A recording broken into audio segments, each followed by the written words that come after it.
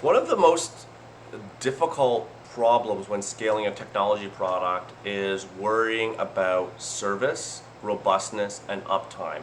And it's not talked a lot about, and I think it's silly, but decentralized systems by their nature involve clouds and clouds of servers. And one of the most popular attacks that exists in culture that requires the largest amount of budget to fight against is something called a dynamic denial of service attack. Well, what am I talking about? What is that? Well, imagine that you don't, forget about Google because they've already set up their infrastructure, forget about Facebook, but say you run a small website, a magazine website or a press, and say you are saying something that someone somewhere doesn't like. It's very easy for one person. I actually worked at a magazine once where it seemed that some random person somewhere in the world decided that this specific magazine was the enemy, and they would launch huge waves of bots to attack the site and to bring it down just by merely reloading the site many times.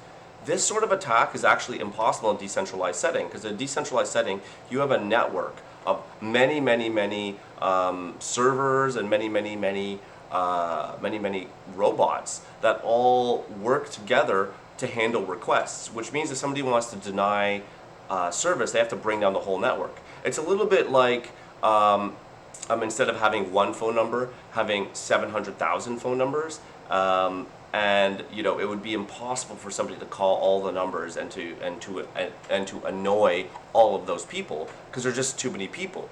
And so the same is true of Ethereum. If you launch an app or if you want to attack the Bitcoin network, you have to actually take down the whole network. Well, how do you take down a global infrastructure layer that's spread over all the countries? It's not actually possible.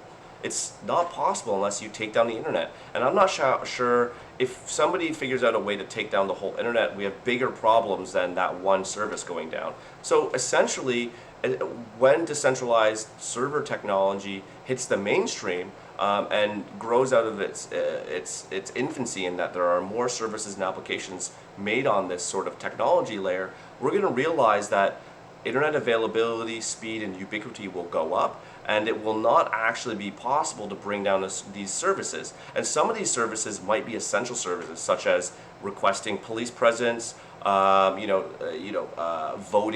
The services that sometimes are the target for denial of service attacks. Specifically, if you think about voting systems in the U.S., where there was, a restriction of polling times and locations, that sort of kind of denial of service attack that's systemic is not possible when systems are distributed.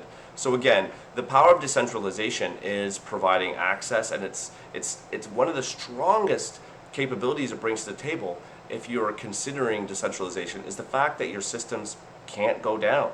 They will just be up, period. And that is a very compelling reason to consider. If you have a high availability service, it's a very compelling reason to consider, hey, maybe we should decentralize this out of the gate so that it can never ever be disrupted. Anyway, just another reason decentralization is powerful and why I'm bullish in this space.